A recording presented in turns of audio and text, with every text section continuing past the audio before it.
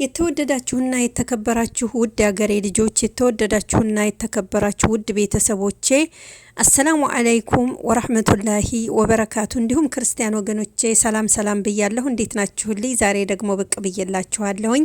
አንድ ታሪክ ይዤላችሁ ቀርቤያለሁ። ስለምትከታተሉኝ ከልብ አመሰግናለሁ ውድ ሀገሬ ልጆች።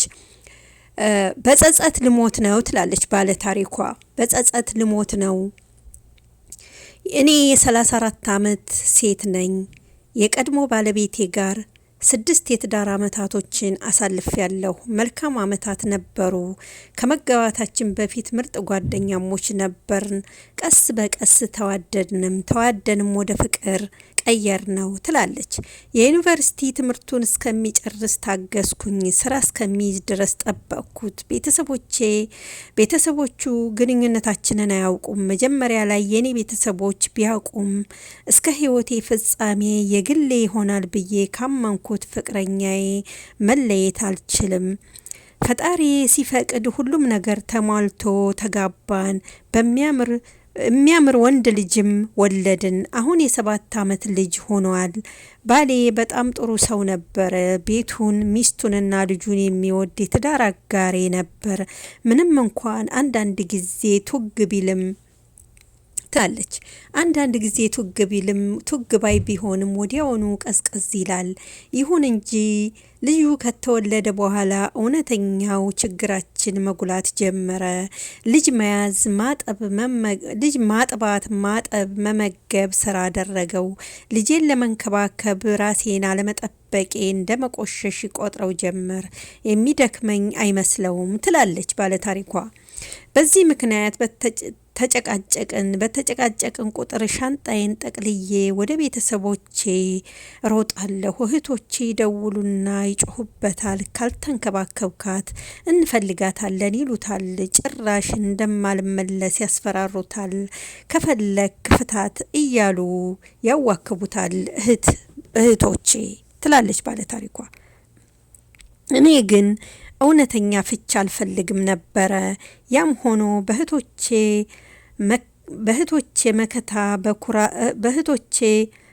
መመካት መኩራት ተሞልቼ ነበር። ድካምና ሽንፈት መሳይ መታየት በፍጹም አልፈልግም ነበረ ትላለች። አንድ ቀን በጣም ከልክ በላይ ገፋሁት።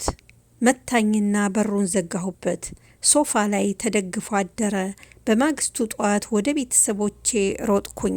ነገርኳቸው። ሁሉም ሰው እኔ ተጎጂ እንደሆንኩኝ አመኑ። እህቶቼ ተሯሩጠው አሳሰሩት። እውነታው ግን ባለቤቴን በስሜት ስጎዳው የነበርኩት እኔ ነበርኩኝ። እሱ በፍጹም ጠበኛ አልነበረም። ከ2 ቀናት እስር በኋላ ሽማግሌዎች ልኮ ይቅርታ ጠየቀኝ። ክሱን አነሳሁለት። ሲወጣ ቤተሰቤ ፊት ተንበርክኮ እያነባ ዳግም ይቅርታ ጠየቀኝ። ታረቅን። ተያይዘን ወደ ቤት ሄድን። ከ3 ወር በኋላ እንደገና ትንሽ አለመግባባት ተፈጠረ።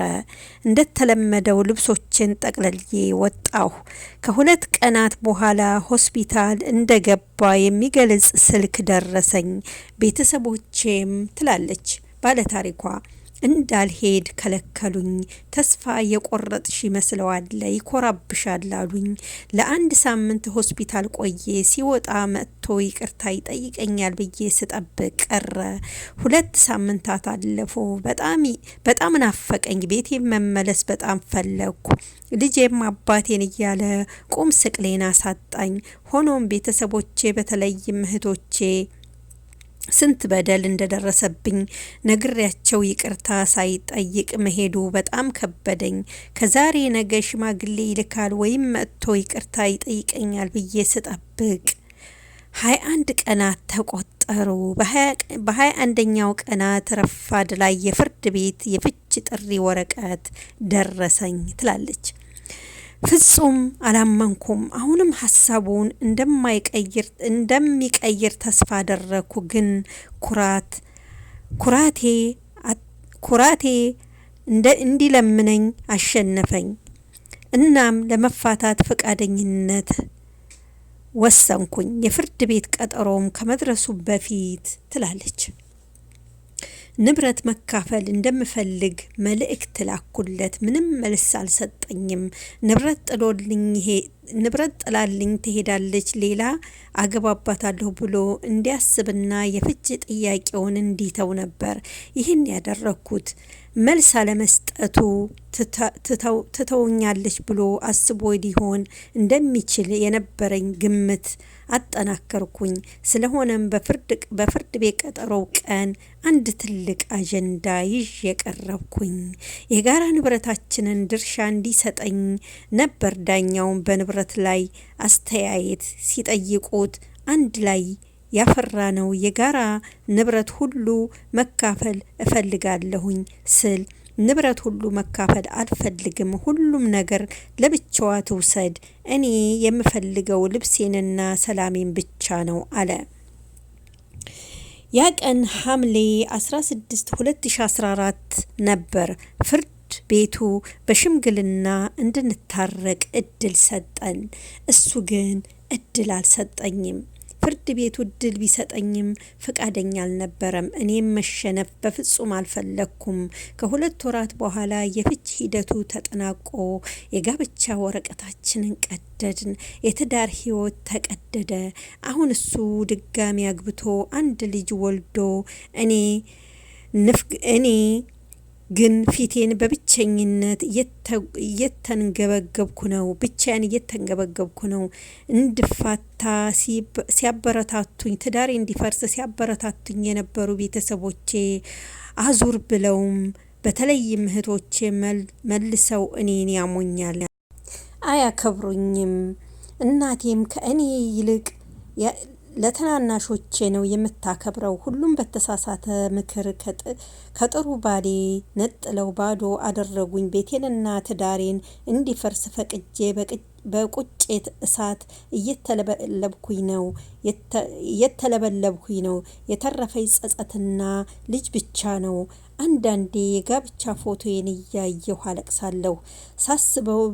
ሳላስበውም ልጄን አስለቅሰዋለሁኝ።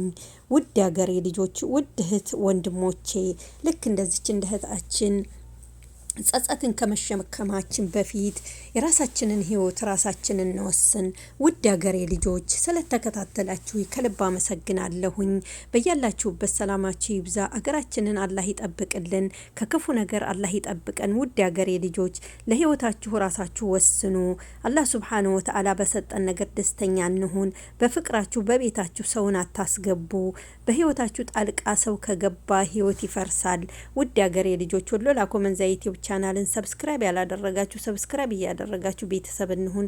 በያላችሁበት ሰላማችሁ ብዝት ይበል። ወዳችኋለሁ፣ አከብራችኋለሁ። አሰላሙ አለይኩም ወራህመቱላሂ ወበረካቱ።